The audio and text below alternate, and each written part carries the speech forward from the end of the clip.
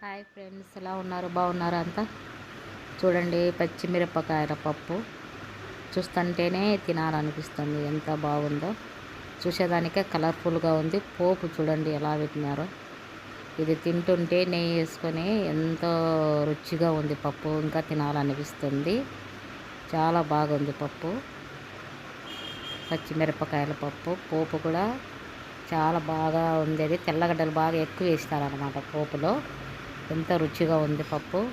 నెయ్యిలో సూపర్గా చాలా బాగా రుచిగా అట్లా ఉంది. సాంబారు కూడా చేస్తారు. సాంబారు కూడా చాలా బాగుంది. ముల్లంగి, క్యారెట్, తర్వాత వచ్చేసి వంకాయ, దొండకాయ ఇవి వేసి సాంబారు కూడా చేసినారు.